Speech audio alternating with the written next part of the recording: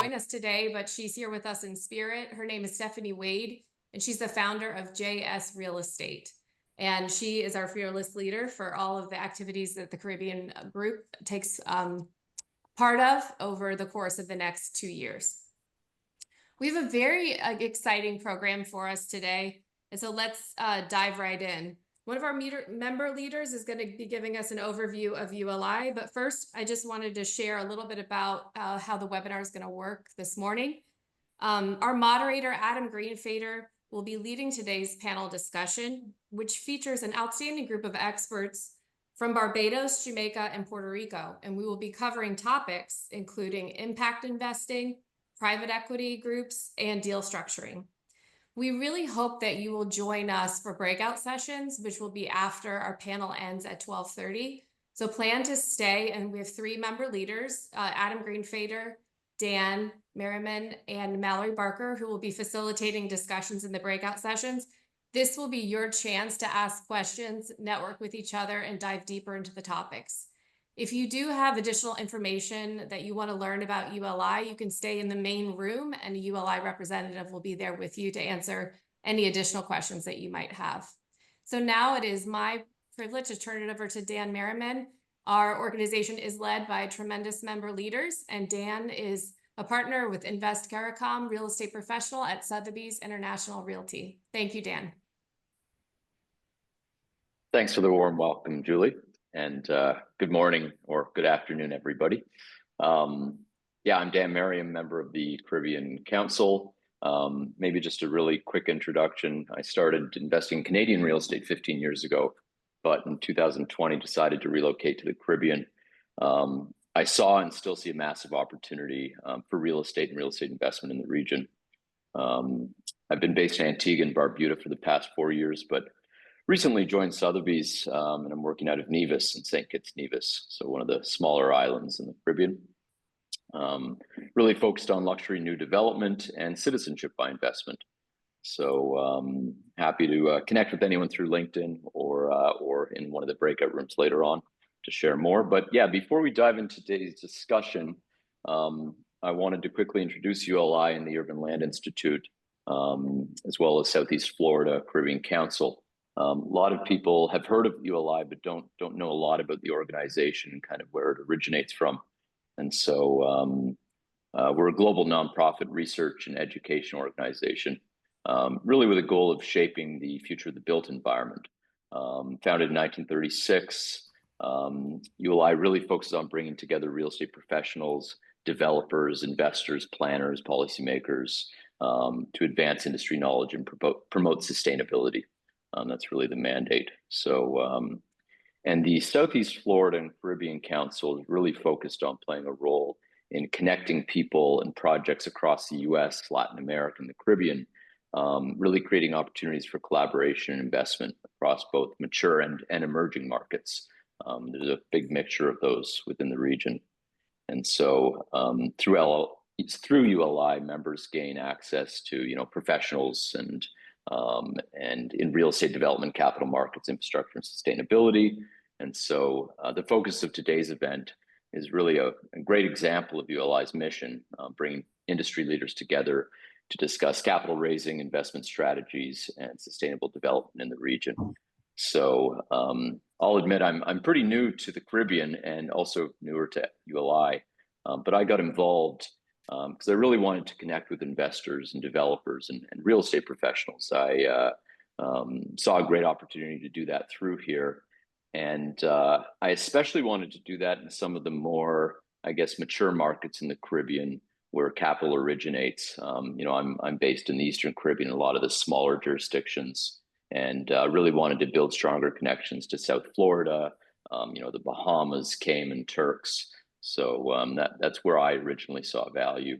And so, and it just keeps me connected to what's happening onshore.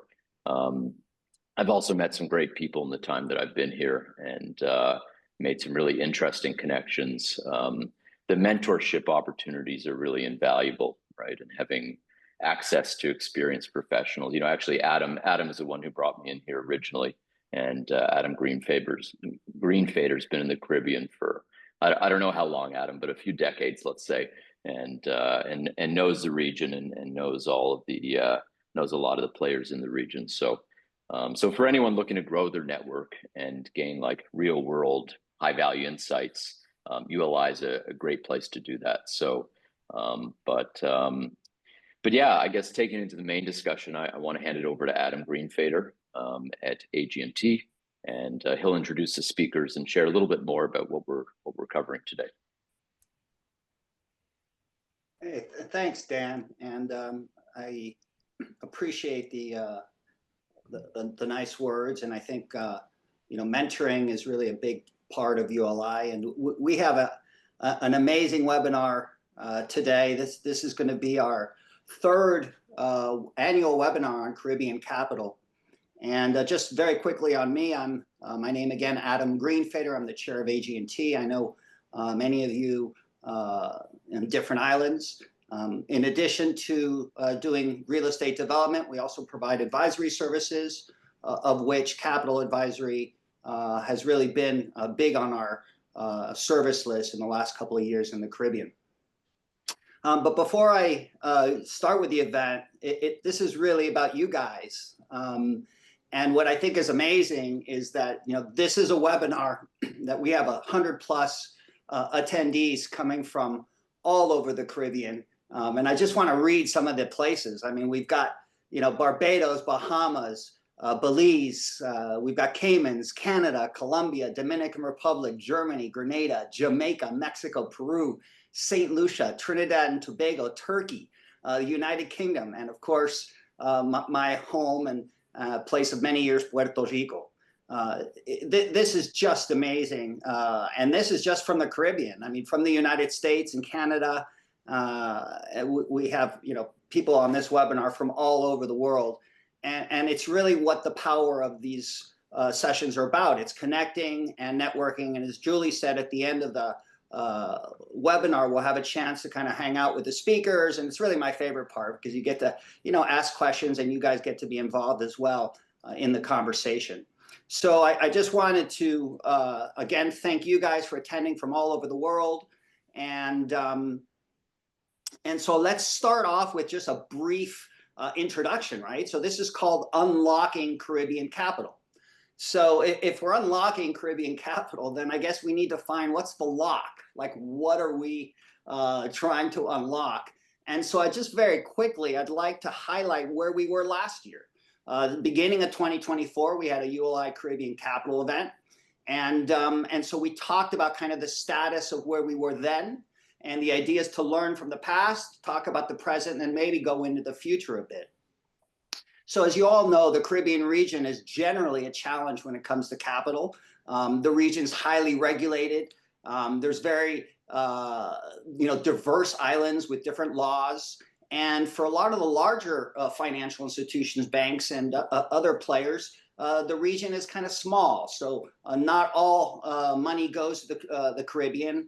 I always like to say it's kind of this 80-20 Pareto rule, where about 80% of the players in the capital markets just don't go to the Caribbean, but we really do get a strong 20%.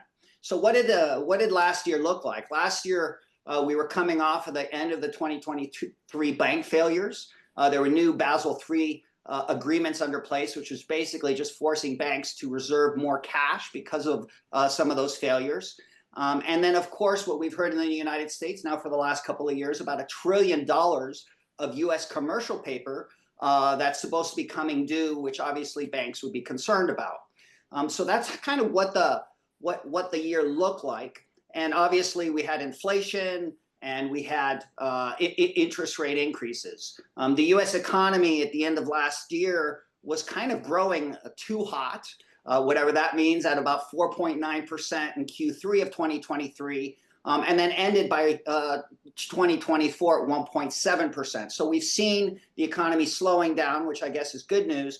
But from the cost of capital, the cost went up. And so a lot of concerns last year about the cost of capital. I'm excited to hear where we are today. But last year, a typical construction loan for a hotel would have been around 11.5% in interest with about 55% loan to cost. And this, of course, is with a traditional lender. Obviously, private equity and other groups are a little higher. But that's kind of where we were on the rates. And so the thinking of the banks at the time was, let's go cautiously, let's look for strong sponsors, and let's be a little tighter on kind of the credit we give the land lift, which is the value that a developer or owner of the land gets for the land and the permits and improvements to it. There was a little restriction on that. And then we saw kind of like the hot button last year, and I'm curious from our bankers and investors if condo hotel pre-sales is still kind of the hot button today. That was obviously very important to make the capital stack a little easier. And we were seeing large condo hotel pre-sales. And I guess on the banking side, a lot of the deals in 2024 were being syndicated, meaning that they were being spread out between different banks in the region, where banks would kind of use other banks to make the deals work together. So that what I would say is kind of high level where we are in the past, but really the important is where we are today and where we're going to go in the future. So without further ado, I would like to introduce our amazing panels. What we're going to do today is we're going to speak for about an hour and have some individual questions to our panelists. And then we're going to go into some general questions and answers. And then after that, the networking. So let's get going, guys. I'm really excited. And what I'd like to do is I'd like to have all of our speakers first introduce themselves. And we can start with Isabel. And then in what I always like to say in 5 words or less, why develop in the Caribbean today? So Isabel, why don't you take over and please introduce yourself. Great. Thanks so much, Adam, and thanks so much for ULI for having me. It's always a pleasure joining such great fellow panelists. Just a brief introduction. Isabel DeCarres. I'm a director in investment banking with CIBC Caribbean. We're one of the largest regional banks with a presence throughout the region, but with a footprint in 10 countries. We're headquartered in Barbados, but as I said, we do cover the region, both from a corporate perspective, but we also provide personal and retail banking and wealth management, so a full suite of products and services. I sit in a team and I lead our hospitality and real estate practice and also provide coverage for infrastructure, airports, seaports that really support the overall industry. And yes, as I said, very, very much happy to be with you all today. Isabel, in 5 words or less, why develop in the Caribbean today?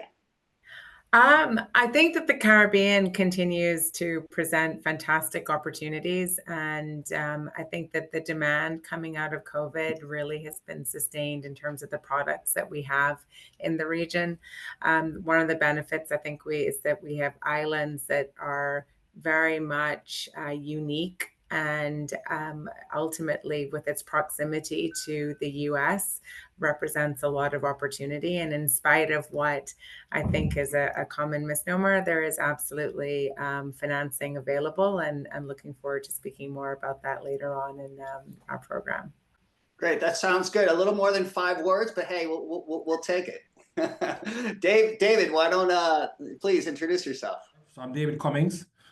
Here in Kingston, Jamaica. I'm the Vice President and Head of Real Estate and Project Finance at the Cygnus Group. Headquartered in Kingston. We have offices in St. Lucia, in Puerto Rico, and also in Miami. Cygnus Group, we're essentially a very large alternative asset manager, as in private credit, private equity, real estate. But just like Isabel said, we offer a full suite of financial services, including investment banking and wealth management. Currently, our assets under management exceed $500 million US. Our private credit fund is publicly traded. We have investments in 14 different countries. Our private equity investments across the region, everything from we own all the KFC stores in Panama. We own 14 restaurants, supermarkets in ABC Islands, a yacht marina in St. Martin. On the real estate side, we have investments in commercial, hospitality, industrial, and also residential. And of course, our last fund, which was our most recent fund that was launched, we're the fund managers for the Caribbean Community Resilience Fund. which is essentially is a $135 million blended finance vehicle that was launched in Barbados last year with seed funding from the Caribbean Development Fund as well as the USAID. In 5 words or less, why do I think why develop in the Caribbean today? My 5 words would be there hasn't been a better time. Okay, I'm trying to count. There has not been a better time. Good, we're getting there. Thank you, David. Heath, take it over. Hey, good morning, afternoon, everybody. Heath Melton. I'm our Chief Development Officer for Juniper Capital, specifically focused on our project in the east side of Puerto Rico called Moncayo. Just a little bit about the project. It's about 1,100 acres, 68 key luxury auberge branded resort. We'll have 15 for-sale branded villas as part of that hotel core, 130-ish estate lots that will be for sale, and 200 plus condos, some branded, some unbranded. An 18-hole signature golf course designed by McKinsey and Ebert out of the UK. We'll have a 100-acre farm and then a future village center, which will be comprised of a school, retail, restaurants, entertainment, office, and some additional for sale and for rent residential that's quote unquote outside of the gate. So different than most communities that you might find in Puerto Rico. We're developing this as a place where people would make their primary residence, more similarly fashioned to master plan communities in the United States. So why the Caribbean? Why Puerto Rico? One, I'd say try to keep it to my 5 words or less, Adam.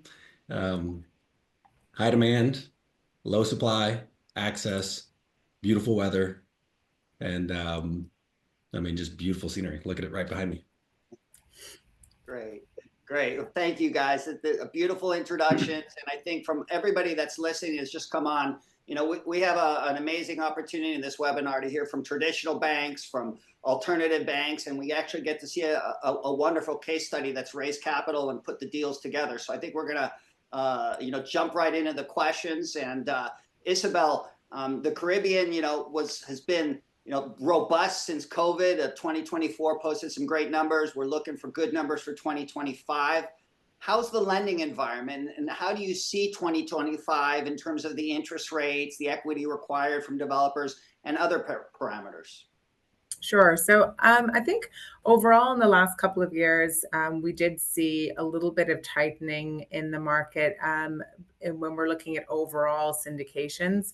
And that really was stemming from, I think, 2 factors. One, still a little bit of apprehension coming out of COVID, but also combined with the fact that the deal sizes tended to be getting a lot larger. And therefore, we were having to go for a broader reach in terms of filling ticket sizes, particularly for deal sizes in excess of 200 million. But those deals were all getting closed. So in the last 4 years, we've arranged almost 700 million in financings, all of which would have been subscribed or oversubscribed. And we have an additional about 400 in the market right now, again, oversubscribed. So that just demonstrates that there is capacity within the market for the right projects, right sponsors, et cetera. But that also we've seen the broader you go within the region to filling those gaps is where you're going to see some differences in terms of what the expectation is on pricing. And that's project specific, but also based on where the capital is originating and what their cost of funding is. So while some lenders may be able to provide a bilateral facility on a reduced interest rate, overall, if you're looking at a broader stretch, then pricing is a little bit higher. So in the market at the moment, generally, I would say SOFR +4 is probably a reasonable benchmark, and maybe plus or minus 50 basis points, depending on the project. And then really the overall scale of where you're getting your lending capital from. From a debt to equity, and I know you mentioned 55%. I definitely think that that's probably increased a little bit more to normalized around 60% is what we're seeing. But a lot of that's going to be dependent on the sizing of your debt to NOI or your debt yield for our North Americans on the call. And I think that that's where for the commercial banks, the expectation is that you want to underwrite sort of no more than maybe 5 to 6 times debt to NOI. kind of looking to de-escalate once you get to operational ramp up. But the capital definitely, I think, is there. And the structures in terms of overall, traditional structures is probably, I think, relatively consistent now. On the interest rates, I know you mentioned SOFR. Can you just explain kind of what that means when you say SOFR and plus? Yeah, sorry, absolutely. So SOFR really is the benchmark that most of the commercial banks are pricing off of. So it replaced LIBOR a couple of years ago. And so right now, I think that's about 4.3%. So if we're assuming a 4% spread, then all in your cost is about 8%. That SOFR has kind of come down from like that, I think the highs of around 5, maybe 6 months ago. So depending on your overall views on its trajectory, but there could be some additional improvements overall in pricing if you're looking for a floating rate facility. In general, the overall environment 2025 compared to 2024, do you think that from a lending perspective it's going to be a little bit more fluid, the same, or less? I think it's probably going to be fairly consistent with what we saw in 2024. I think most of the nature of the financing has been more acquisitions and repositionings, development financing still given the equity contribution, and overall, I think that's probably been a little bit of a slower, but to be honest, it never fully recovered kind of post global financial recession, 12 to 15 years ago. So I think in terms of what we're seeing now, it's not far off of what we experienced in 2024. So David, let's switch over to you. I mean, Cygnus has been extremely active. Cygnus is the largest alternative investment manager in the Caribbean today. And you mentioned with offices in Jamaica, Puerto Rico, Miami, as well as other places. Talk to us a little bit about kind of what's a recent project you've closed, and why did the bank approve it? Sure, thank you. So I will speak about a particular commercial real estate project. So first of all, what the project entail, family came to us with a half-acre plot in Kingston, a very nice location, and expressed their desire to unlock the value of the property. Had been in the family for a couple of generations, but they needed our assistance to unlock the value of the property. And we essentially bought a property beside it, and we essentially created a design team, got all the designs done, got all the approvals, provided all the financing, and did the tender for the contractor, and essentially we have delivered the project. So it's a 9-story Class A commercial building. Why did the bank approve it? And particularly at the time when we're in COVID, when we're all being told the future is work from home, this is why did the bank approve it? Number one, and you can see there is a photograph of the complete building. It's really a 4-story parking garage with a 5-story Class A office that sits on top of the 4-story parking garage. We approved it because, number one, it fit within our investment mandate. Clearly, our investment policy speaks to a diversity of investments across the segments, commercial, residential, hospitality, and industrial. Also, we also have a mandate to diversify the investments across equity and debt in terms of the limits there.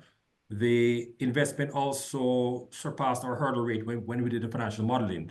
We have a minimum hurdle rate of 18% on the IRR, and this certainly from the modeling and in reality has surpassed what we had as the hurdle rate. We approved the project because it also allowed us to demonstrate how we can innovate and partner with our clients to unlock the value of their real estate, because the whole mantra of Cygnus Real Estate Finance is to assist in unlocking the value of real estate, whether with equity or debt. And I guess we speak later on the difference between ourselves and the traditional banking, that we can do equity or debt, whereas the banks typically focus on debt. And I think the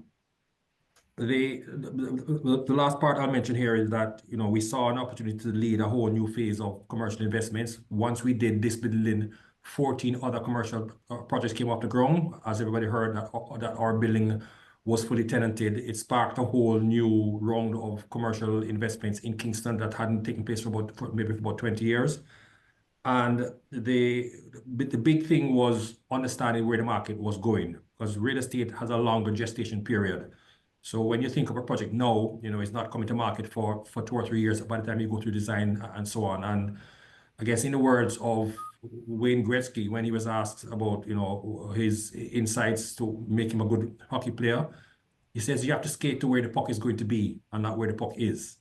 So when we're being told that commercial real estate is dead, that the future is work from home, why is Cygnus wasting money to invest in a large commercial project?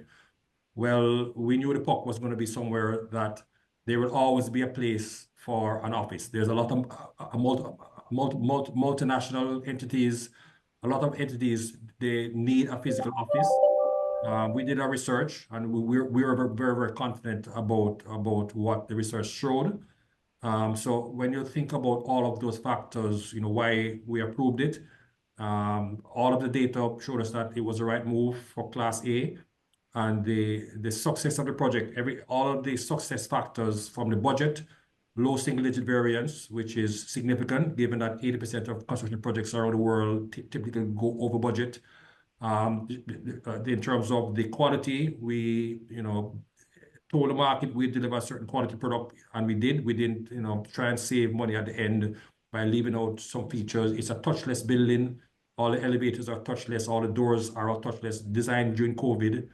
And of course, in terms of the stakeholder satisfaction, the family that we partnered with, they are extremely happy.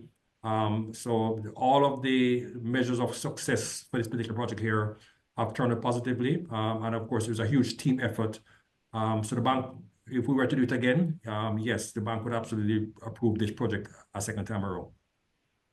Great. Yeah, we'll definitely touch on some of those points in the next question, David. I appreciate that insight, and congratulations on getting that project off the ground. I know that you personally spearheaded it, and it was a big accomplishment. So Heath, turning to you, and luxury 5-star resorts are never easy to pull off the ground. You guys have broken ground. I actually had the privilege and honor of doing a site visit last week in Puerto Rico to see Moncayo. And you guys have done it. You're under construction. How did you put that deal together? Kind of what did the capital stack look like? Walk us through the structuring of that, and how you got there, and kind of some of the challenges and opportunities you found. For Juniper has a history of looking at distressed assets, and most of those have been in the hospitality industry. Finding those that could be turned around and make those very profitable. So some of that's what led us to Puerto Rico and to this property specifically. This site has a little bit of a storied history. I won't go into every last detail, but 2 developers had previously failed on this site before us. So they always say the third one always makes the money. So hopefully with the wind in our sails, we'll be successful.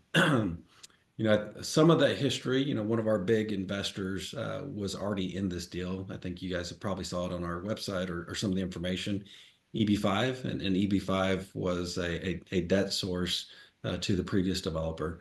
So what made that a little bit of an easier acquisition for us is they converted that debt into equity, and they became part of the GP side with us. So that was in this project previously, and then converted that debt into an equity, and they're part of the GP stack with us. And then we brought through multiple high net worth individuals and some other private equity shops. We raised additional capital to close on this deal. And rough order of magnitude, call it 185 million, right? So a little bit boring from the sense we didn't go out and secure debt, but right now it's all funded with cash, funded with equity.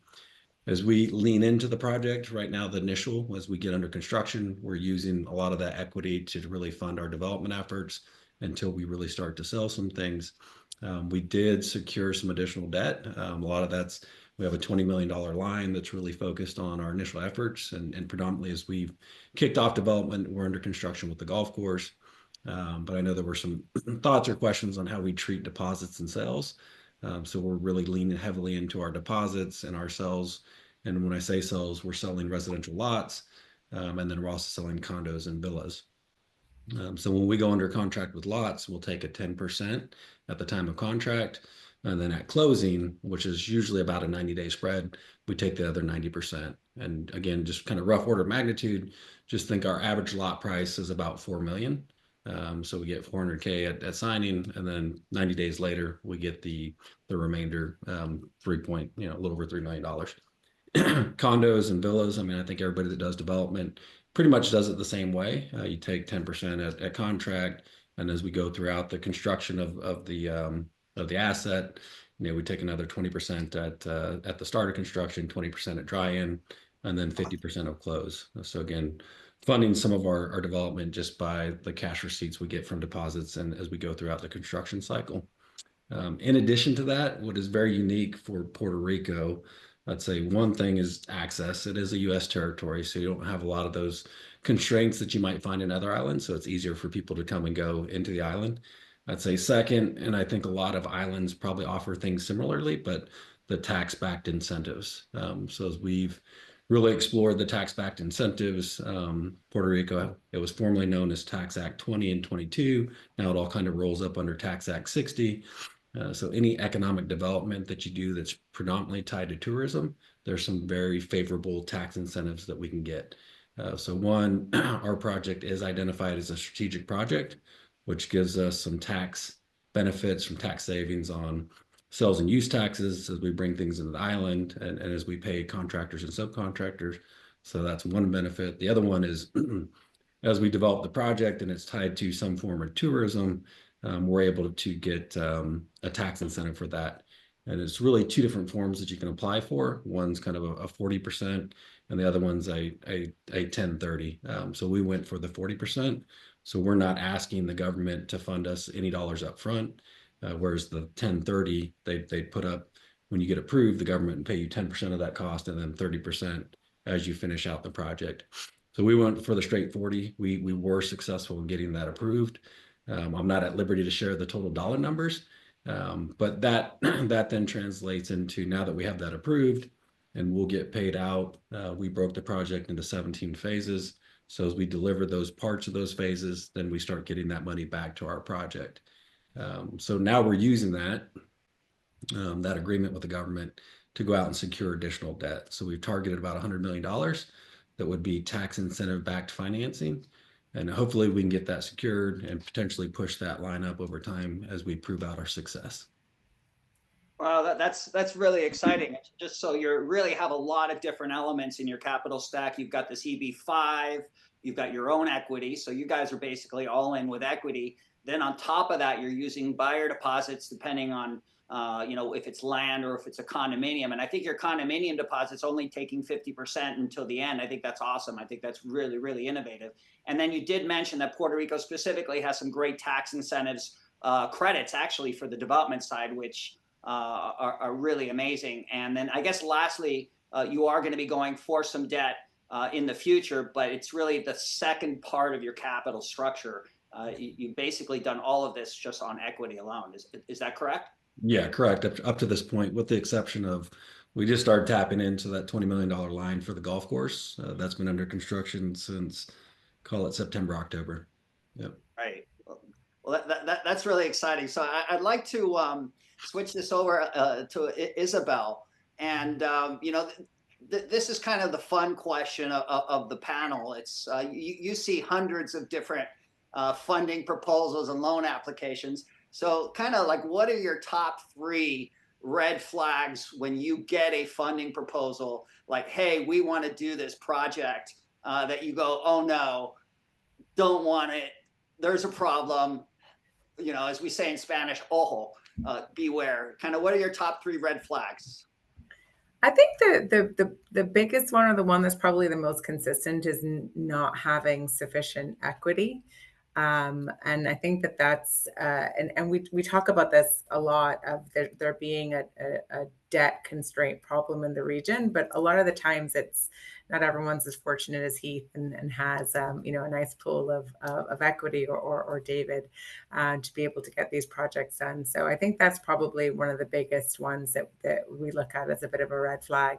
And then the second one probably is just a project team or a development team that don't have the inroads into the region. And the region is, as we all know, certainly on this panel, is very nuanced, and your experience in Antigua will not necessarily be your experience in Jamaica, and certainly is different from having developed elsewhere in the world. And so it's really critical for us to understand how previous experiences really are going to dovetail into looking to develop a project in the region, and where you just don't have that experience. And that's something that probably would raise for us. And then the final one really is sort of linked, but who the sponsors are and their ability to provide the type of commitments that as a commercial bank we would need. So David mentioned looking at a minimum hurdle and still being able to benefit from what has been in their project tremendous upside. For a lender, we have no upside. So really it's critical for us that we have the ability that we're going to know that we have the project completed. So where sponsors are unable to provide us with that form of commitment, then that for us is a little bit of a challenge in terms of getting ultimately what's going to be our depositors' funds safely deployed. So those are probably my top three. So help us. This is a webinar of solutions. So I don't have any money, I don't know the island, and it's just me, and I want to do a project. What do we do? How do you work your way out of that? So I think so the first one is the ability to really then tap into equity sources for the region. So I think all of us on this panel know that the region itself represents a lot of great opportunities for all the reasons that we mentioned, some of us in more than 5 words at the beginning of the panel. And so it's I think the important factor is to look to tap into, you may not have all of the equity yourself, but working with someone like yourself, Adam, to help connect with the sources of capital that can help get a project off the ground. I think that's really very important. And we're seeing a lot of landowners who perhaps don't have, again, the deep pockets to be able to pull a development, but they can partner with some of the names on this call to be able to fill that form of funding source that makes it easier then for the banks to jump on board. Again, taking local partnership and advice when you're coming from a background outside of the region is, again, just super critical, and particularly in helping navigating what absolutely can be great incentives on offer from the government, but it's ensuring that you're really able to utilize those, understanding the unique labor laws and constraints as they relate to, this is a huge factor that we're very focused on, as even on the lending side, because in some countries that we're seeing, there's huge constraints, and you also have large amounts of supply coming into the market. So it's really just understanding how developers are going to be able to get the labor to support these parts. So again, having local expertise is really helpful, and I think that those are ways we can really try and solution find for some of these problems. Great, thank you, Isabel. That was really enlightening. David, when you were speaking earlier, you talked about that amazing project in Jamaica, and there are a lot of developers here on the line that have projects they want to submit, but there's kind of maybe a misunderstanding or not enough clarity about kind of like what's the difference between a group such as yourself and a traditional bank. If a developer goes to traditional banks and maybe they hit their head and they don't find what they're looking for, or they go to other groups, why would they go to a group such as yourself versus a traditional bank, and what are the differences? Sure, great question, Adam. And essentially, the difference is that as an alternative investment manager, we can offer what's called flexible capital. So we can do equity or we can do debt and several flavors of either of those. Whereas a traditional bank will offer you a debt solution. As Isabel has outlined, they have a fantastic program at CIBC. You look at that SOFR plus the going rate. It's a debt solution. We can offer you equity or debt and all other forms in between, such as a mezzanine. We can offer a mezzanine solution. We can offer a profit sharing note. We can do asset swaps. And to illustrate an example of one way in which we can use flexible capital to unlock a real estate project. Let's say, for example, somebody has a property that was, let's say it was valued at $10. So the equity that they have is $10. They have no cash. They go to the bank and they want to do a project that's valued at $100. The bank says, because of the sort of loan to value and so on, we'll only lend you $60. So you have $10, the bank will lend you $60. But for the last $30, the project can't happen. You kind of left in no man's land. And the idea is that that's one of the ways in which we can come to the table, in that we could potentially offer you a mezzanine layer of $30. So you have your $10, you insert our mezzanine layer of $30, and then you now access the money that the bank has. So that's one way you can do the capital stack, where we would play a part in helping you to unlock the value of the property. And the beauty about it is that it's almost a bespoke financing solution, obviously based, we're a licensed securities dealer. So our investment banking team is very experienced, and they can sit down and look at each individual transaction and structure an appropriate deal that allows us to meet our objectives for our investors and shareholders, as well as what objectives is the client trying to meet.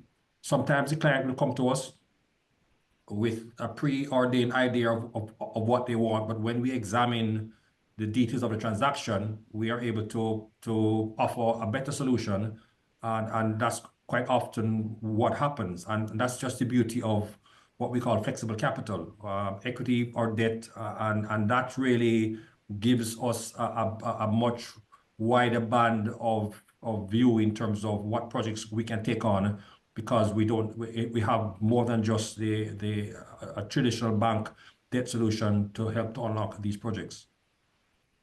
Great. So I guess what I'm hearing is that there's different solutions, there's different providers, and that you guys at Cygnus can come in and kind of figure out what's the missing link, and if the deal makes sense to you, you guys can come in, and as you mentioned, on the mezzanine capital side. So I guess the message to everybody is, if you don't have all the pieces, there are people and teams that can help you put some of those pieces together, and that there is opportunity even if you might not have the full capital stack. So Heath, speaking about capital stack and kind of how now moving kind of on the consumer side, right? Because we've been talking about how the banks see money or how the developers see money, but you had mentioned that you do have a significant branded luxury real estate sales, and that you are using deposits. And I guess one of the things I noticed on my site visit is that you do have different buyers. You have buyers from North America, Europe, Latin America. You actually have really a plethora of buyers from around the world, and they view their real estate investments differently. Some of them view them from a cash flow perspective, and some of them view them as an equity appreciation. And I guess from the developers and the team, the people here on the line, as you're building your development and you're figuring out how to do your sales, how does that differentiate depending on who your buyer is and how you structure the use of those deposits?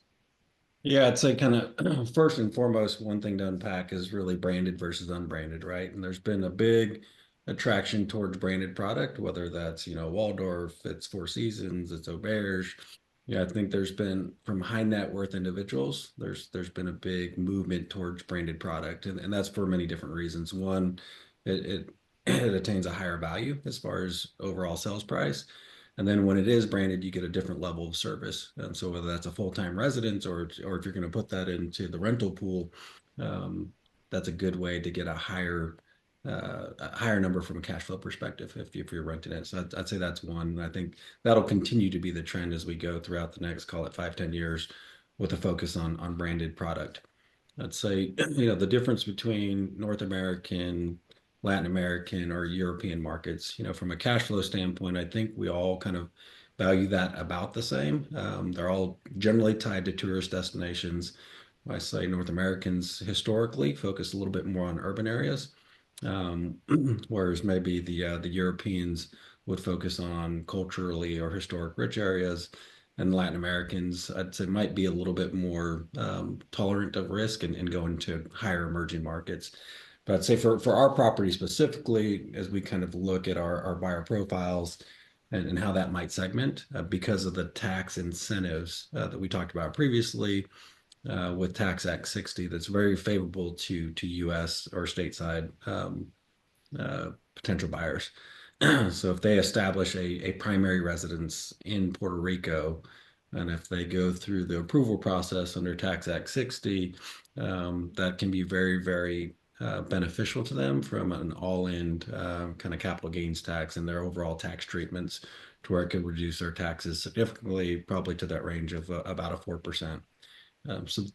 So how we look at the community first and foremost, we want it to be a full-time resident community, as we talked about the idea of a master plan community: live, work, play, and provide all those elements. So that's how we're really kind of speaking to the North Americans. I'd say from a European and Latin American, they don't necessarily get the same benefits from the tax treatment, but they do value the idea of cash flow and being in a branded residence. They do understand that Puerto Rico, especially on the east side of the island, is an emerging market where if they invest today, it can be very accretive to them from a long-term value appreciation standpoint. So we're selling community to North Americans, and we're selling from the east side of the island that long-term equity appreciation for their investment in Moncayo. Yeah, that's fascinating. I think a lot of us, when we plan developments, we kind of know who our buyer is going to be, but certainly not at the level of precision that you guys have, and really able to target kind of what the hot buttons of each group are.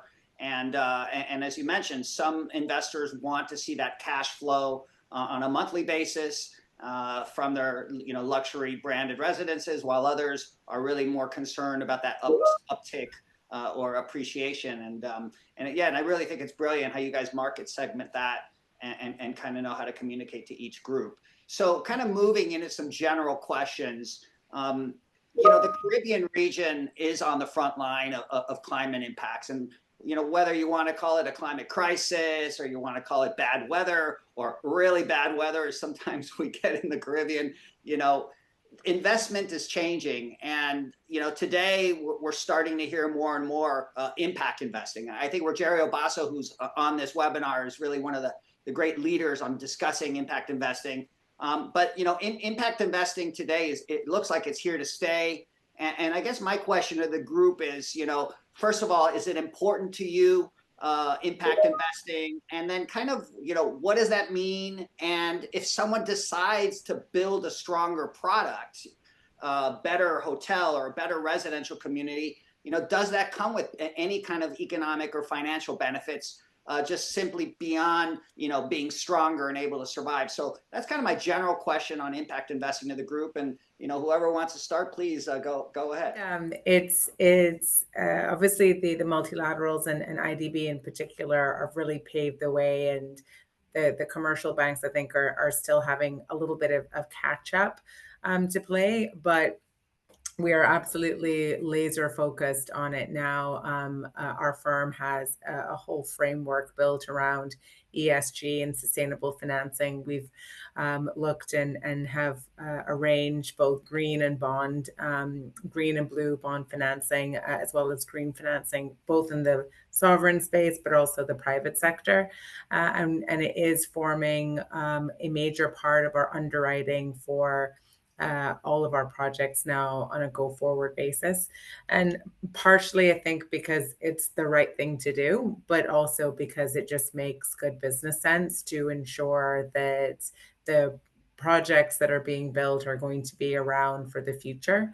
And even if you take the example you gave in terms of building, sustainably, and that has good accretive value in terms of reducing your expenses, particularly around utilities, which in the region are just some of the highest in the world, but also in terms of giving you added protection against hurricanes and things of that nature that otherwise can be hugely disruptive, and also expensive then from an insurance and business interruption standpoint. So, those are a couple examples of how we do see it as still being very beneficial to the overall returns for the project. But generally, I think, particularly coming from a Caribbean bank that is very focused on Caribbean lending, it is, I know the Barbadian Prime Minister, Mia Mottley, always says, we're really on the front lines of climate change. And so making sure that we're really focused in working with our clients and ensuring that their projects are sustainable really is the right thing in terms of our ability to continue to making a meaningful impact into our region. I guess from a developer standpoint, it's always a balance on, how much resiliency or efficiency from an energy efficiency standpoint or water efficiency standpoint can you build into your products that that in some form or fashion you're going to get paid for, right? So you have to make sure if you over design, or if you design, can you design to a point to where the consumer recognizes the value and will pay you for that value? So that's always a big component of it. From an energy efficiency standpoint, as Bill talked about, I mean, a lot of those things are being built into code already. So if you meet the kind of requirements of energy code, then you're doing a pretty good job. But going a little bit above and beyond, especially in the Caribbean, there are certain things that we have to think about from a resiliency and efficiency standpoint. Obviously, cost of energy is probably one of the highest, at least in Puerto Rico, of kind of anywhere I've ever lived in my life. So making sure that that you build in that level of efficiency from the selections from windows to your building envelope to the mechanicals that you build into your products going to be important for an operating cost standpoint and long-term ownership standpoint. I'd say from Puerto Rico or the island is to be immersed in nature, and so trying not to over densify your product. So a good example for us, we're roughly at 1,100 acres. We were entitled for a higher level of density. We de-densified just to make sure that we preserve a lot of green space, and we do truly feel that people will pay us for that. Some other aspects, in addition to power, with the power outages that come, obviously we have to build in some form of resiliency, and that's going to come in power generation. So out of the gate, we have to build generators with all of our products, but we are working on kind of a larger scale solar farm that can add that level of resiliency to the project and help offset some of those costs, especially during peak times when power usage is up. And I'd say kind of another element that probably doesn't hit most people's radar is just the access to quality produce, fruits, vegetables. So we've dedicated 100 acres on our property for a farm that will service both our needs of the property as well as the needs for the surrounding community.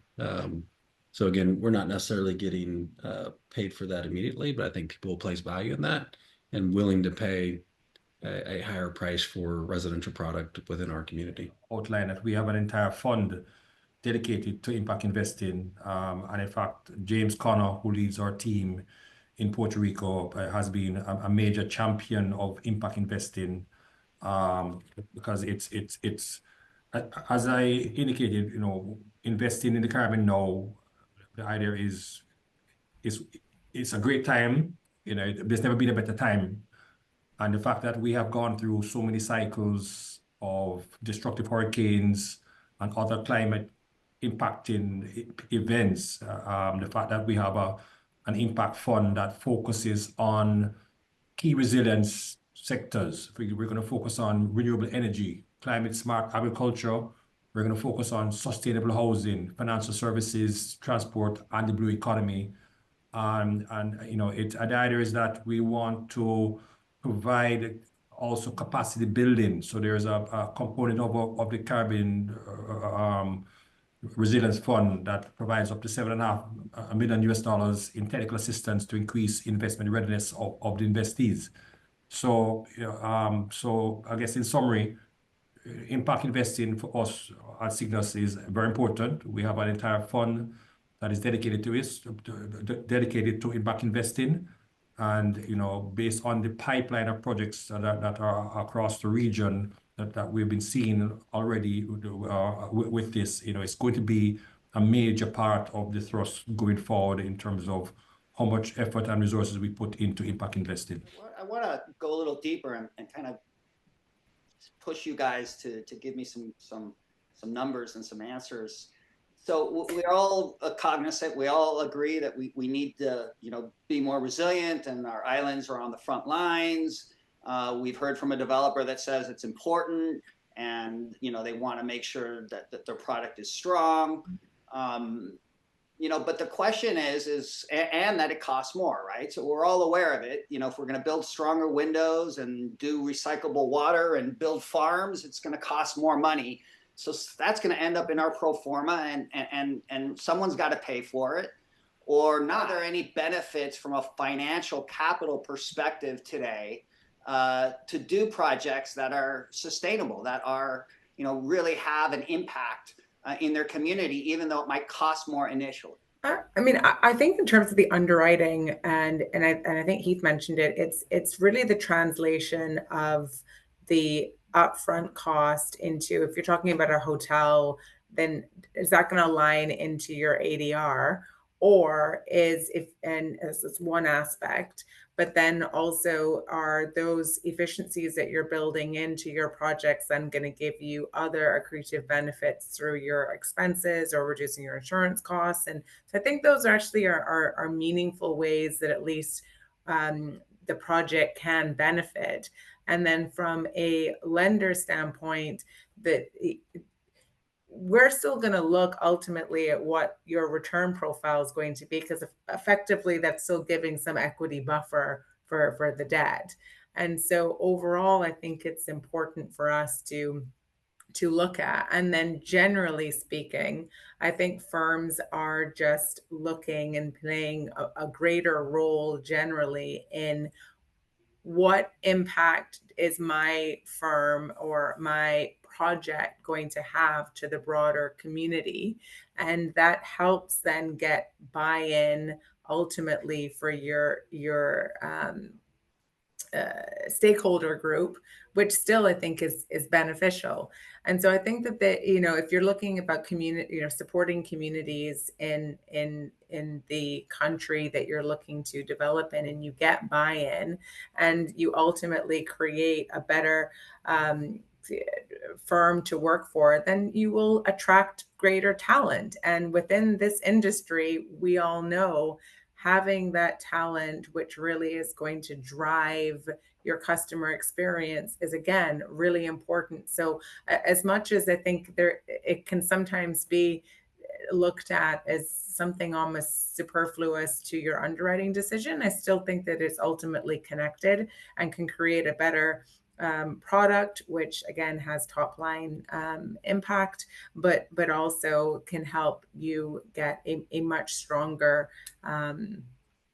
team that again benefits your overall performance. David, if I come to you with two projects, and one is your standard beautiful normal project, and the other one is your standard beautiful normal project plus a bunch of resiliency and impact investing strategies, are you going to give me cheaper money? So the impact fund does take some concessions into account, because the whole idea is to promote this type of investing.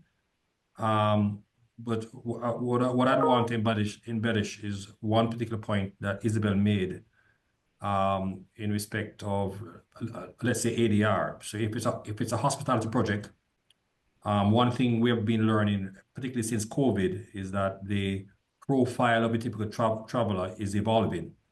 And a lot more focus of the discerning traveler these days is on wellness, is on sustainability, and so on. So persons are now actively seeking out resorts and experiences. It's all about experiences that are very, very high on the list of desirable locations. And if you can put together a project that has at its core those tenets, then it will mean that more than likely you'll be able to have this back into your performance because you will drive a higher ADR. Luxury, the nature of luxury. I mean, many of us grew up thinking that luxury was, you know, a $10,000 US chandelier on a gold toilet and so on. You know, that's. But as we're learning more, that's more bling. Luxury is really about experiences. It's about, you know, immersion in culture. It's experiential. It's how was I made to feel when I went there, and if all of these things encapsulated with sustainably sourced food, you know, the way the resort was developed, that feeds back into your ADR, then absolutely there is a case to be made for you to command a better performer based on that additional investment in these types of products. Yeah, I think that does deserve, you know, a double underline, right? Because ultimately we want to have teams that kind of think that are moving in the right direction, and a company, you know, firms like yourselves that are a step ahead are going to bring people that want to be, you know, forward thinking and making the right impacts in their islands. I mean, our islands are small, and if we're talking about hotels, I always say we go from hotels to emergency relief centers. And when a hurricane comes, those hotels, if they stay open, they become, you know, the places where your insurance adjusters arrive, where your emergency workers stay. They really are critical to the community. And it's not just the infrastructure, right? It's how do you get your hotel workers back home, and how do you feed them during those crises, and how do you provide energy for that hotel, for the air conditioning? There's a lot of elements. And I think the development community, we're starting to realize that it's important that we go a little further and figure it out, take the time to prepare these emergency plans, and really evaluate how our investments impact not just ourselves and our bottom line, but the community. And Heath, you did mention something that was very interesting. You're saying that you are receiving a lot of demand from people that want to know that where their food is coming from, so much so that you've dedicated a large part of your community and your resort to a farm.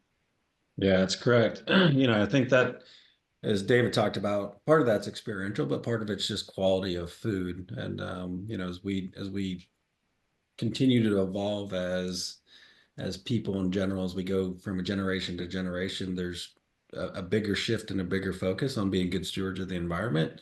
And then where your food is grown and sourced and cultivated, how does that impact our health, right? So if we know that we're providing fruits and vegetables that are organically grown on site, that are to the benefit of our residents and our restaurants and our retail that are on site, as well as to the broader audience of the surrounding community, I think that's where we see the value in that and can get paid for it.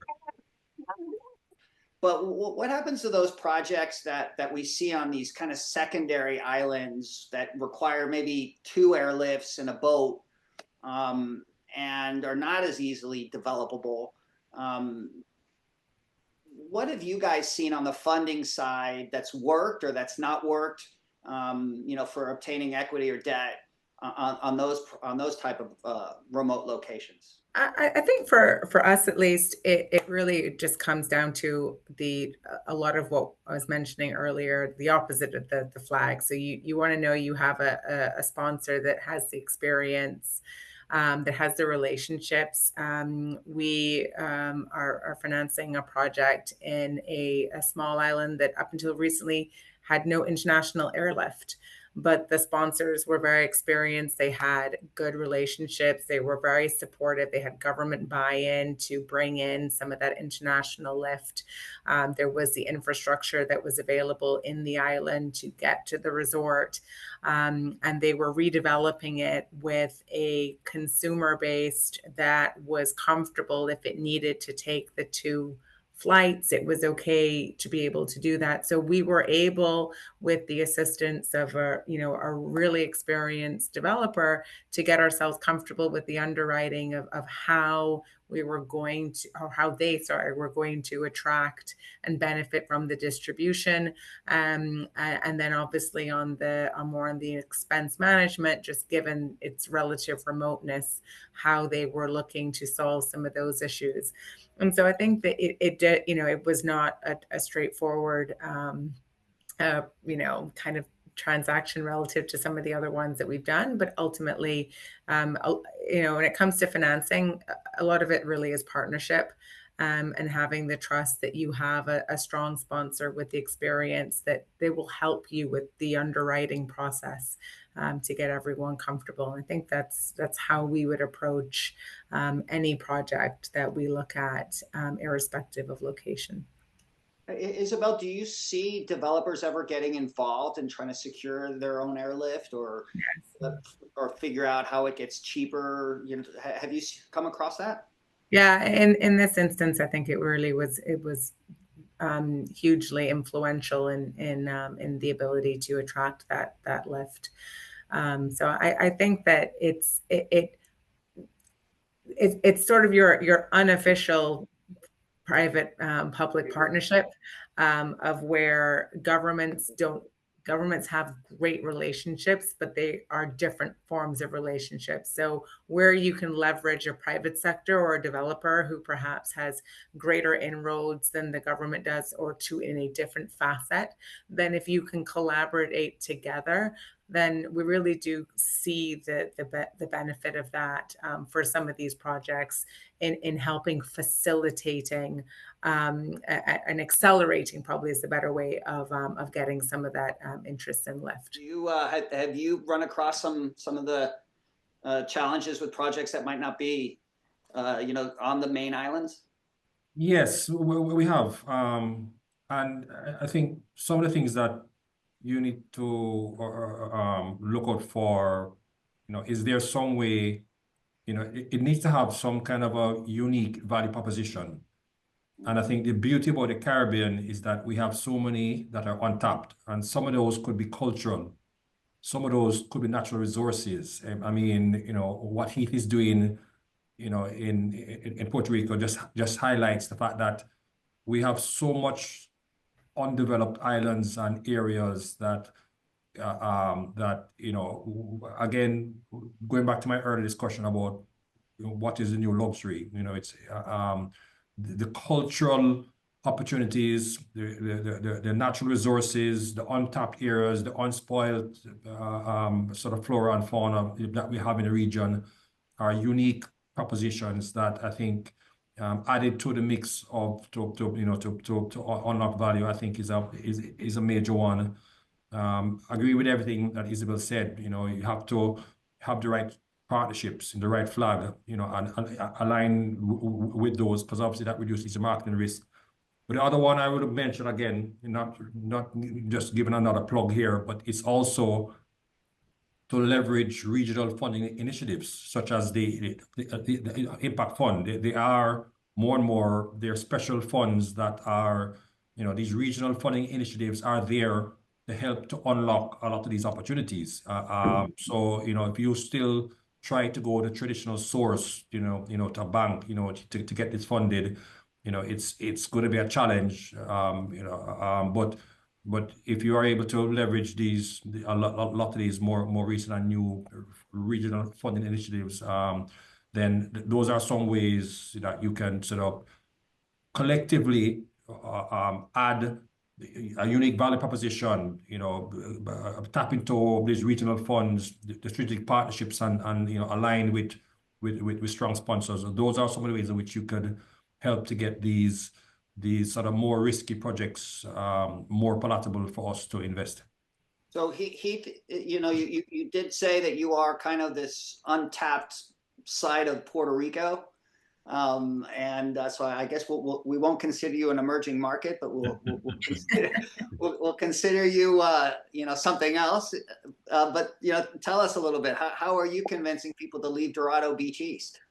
Yeah, I'd say from from that standpoint, I mean, the east side of the island is relatively untapped, and I saw it come through on one of the messages there. What about what about Roosevelt's Roads, which most people don't know, that was a former naval base that was vacated several years ago and had a huge negative economic impact on that side of the island. So as we develop in the city of Fajardo, Moncayo, we're going to be somewhat one of the first large scale, high end luxury communities out there. And so we like to say all boats should rise together.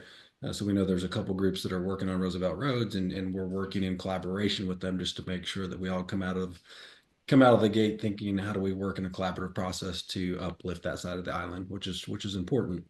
And that's from everything from infrastructure to schools to you name it, just to make sure that the east side of the island kind of rises pretty quickly, and we do that together. You know, I'd touch on a few other items as it relates to, I think Isabel talked about it. You know, when you come into a new market, you know, how do you create that team dynamic and making sure that, you know, your local team and your local experts. So we hired some people that were Puerto Rican natives and that are well known and know the market. They know the cost, they know the contractors, they know the consultants, and that helped us get pretty established very quickly. And from external stakeholders, you know, EB5 has been on the island for 10 plus years, so they know a lot of the political aspects. They know who we need to talk to get some of the things that we did as it relates to our strategic project designation, and really tapping into Tax Act 60 and how did we get some of that approved through DDEC or the Economic Development Council. And then of course contractors, you know, anytime you go into a market, you want to identify who are the top contractors. Hey, Chandler, And we did you secured try those the food guys as we downstairs? went through kind of our pre-construction services to tie down our numbers. So all those things are important as it rolls up, as we start to seek debt and to put debt on the property. I think Isabel and David have both mentioned it, just to make sure that everything we do from a qualified sponsor or qualified developer standpoint. And as we come to the table with, you know, here's the top 3 contractors in the market, and we're using all 3 of them. Right, here's the top engineer in the market, and they're on our team, and that just makes sure that there's a higher level of understanding of the market, and then there's a higher degree of success as we bring our project out of the ground. You know, you did talk about logistics, and I think that's important. Even in an established market like Puerto Rico, where we have the port, we have the San Juan airport, and we have a couple airports that you can do airlifts, but there's always challenges, right? So we have to understand the cost. We have to understand how does that impact your schedule, because if you miss costs and you miss schedules, then obviously that sets you potentially up to not perform, right? So those are things that we did a lot of diligence on and hired experts from a logistics standpoint to make sure that informs our costs, that informs our timelines, and that we're going to deliver the project as we say we're going to deliver it in our business plan. Great. Well, I'm definitely leave this conversation a little bit more motivated and hopeful, and but I'm still thinking that there's this group of investors or builders who are just starting, who really have not, you know, ever done a project on their own, and they're looking to come up with. I have a question from Nate Wiggum of Ian Capital, who says, you know, how about those groups and people that want to find or need to find pre-development capital? I mean, we're talking about money that's just, you know, used initially to tie down the land or to get the permits or do architecture. What creative ways have you guys seen to that people have come up and found pre-development capital? For us, and that's just a little bit more challenging for us to provide in a traditional sense pre-development. But what we have seen or what we've been looking at is extending facilities against where developers have, you know, relationships, and is backed by forms of letters of credit that at least allows you to get some mobilization funding out, or where you've got other projects or more it's done for us, at least seen more on a corporate basis than necessarily a project specific basis. But a lot of it, you know, we have seen developers comfortable putting in the equity to at least for a you know, during that more pre-development stage, with the expectation that even if it is that it sort of right sizes itself once the permanent financing comes on board. Maybe not direct equity, but credit against other assets, other companies. Yeah, exactly. That's right. Sure. If I could add, I mean, that's a great question, Nate. And again, it's profile of quite a few projects that have come to us where, persons are asking for funding for, the soft costs or, land acquisition and so on. It's quite common from what we've been seeing here, at Cygnus. And it's really more on the equity side than it is on the debt side. As Isabel just pointed out, it'd be more troublesome, on the debt side. And our typical approach that we've used for that would be more along the lines of a joint venture, where if we're putting our equity at risk to do soft costs and so on, then we're going to want to have a lot more involvement in the process and in the assessment before resources are actually deployed.